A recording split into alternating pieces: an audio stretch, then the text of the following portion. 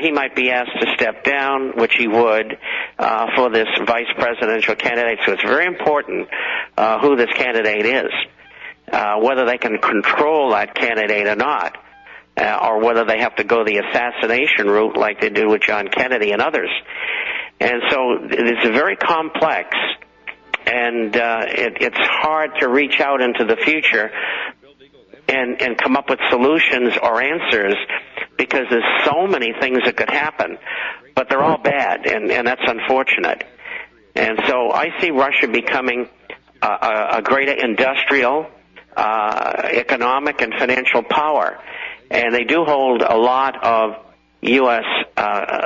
Government securities, probably something in the vicinity of about 160 or 70 billion dollars. There are others like China who own more, but that's a pretty heavy hammer. And as you just saw, China used overage athletes in the competitions in some of the categories, and quickly the others at the competition said, "Oh, no problem. We believe what China's telling us." And the real reason behind that is that the China probably told them, if you don't shut up, you're going to eat a lot of paper. And so they've got a hammer over the United States financially as well. And I think America's in deep trouble, and the world is, for that matter, and the adversaries will be the BRIC nations, which China, Russia, India, Venezuela, and so on. Well, we talked about China really early in the show, and I'm glad that you shifted gears there. I really want to get your take on where China is headed. I mean, we had Benjamin Fulford on in the first hour, and he was defending the military police state that is China, that they don't have a separation. He was denying that they were still harvesting organs there. He said they were on the verge of ending one-child policies. Obviously, China is being introduced to the rest of the globe through having the Olympics there this year.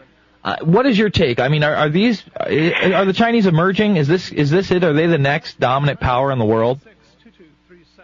Could be, but they're emerging as a communist power. Mm-hmm. And the people who are in the party make all the money.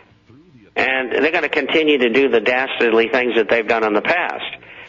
Not that those, quote, capitalists that we see on Wall Street are any better. Mm-hmm. But the point here is that they are what they are.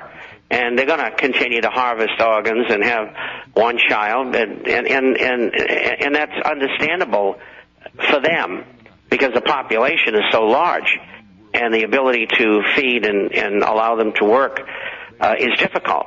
And the reason China has emerged, I think the main reason, is to bring down the economies of Canada, the United States, and Western Europe to the level perhaps halfway down to China, and China moves up halfway. And so relegating everybody to a second world nation, right? Instead of a third world nation, they ring us down. Well, we'll all become second world nations, if you want to put it that way. Mm-hmm. But the second reason is free trade and globalization.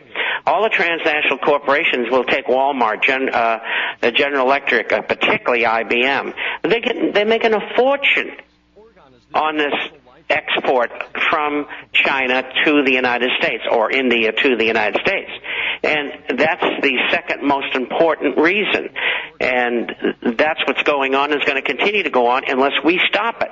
And how do you stop it? You stop it through legislation implementing a reassessment of our policies in trade and implementing tariffs on goods and services. And that's the only way we're going to stop it. All right, we'll be back with you for one final segment. It's Bob Chapman of the InternationalForecaster.com, Infowars.com, PrisonPlanet.com, PrisonPlanet.tv. Of the InternationalForecaster.com. Bob, why don't you tell people how they can get your newsletter and all your information, and really in the next 4 minutes, sum up what the average citizen can do to prepare for these coming events? Well, the International Forecaster is about business, finance, economics, and social and political issues. We publish on email on Wednesdays and Saturdays, around 30 pages each time. And we also have a hard copy that goes out twice a month as well. If you like free introductory copies, you can go to our site. That address is theinternationalforecaster.com, International, FORECASTER.com. If you'd like to email us, that address is international_forecaster@yahoo.com, international_forecaster@yahoo.com, or toll-free 800-375-4188, 800-375-4188, and you can get your free copies. What should we be doing in what respect? Financially? Just to prepare, I mean, not only financially, but I know that, we support storable foods on this show. It just seems like the price of everything is skyrocketing. I gotcha. Yeah.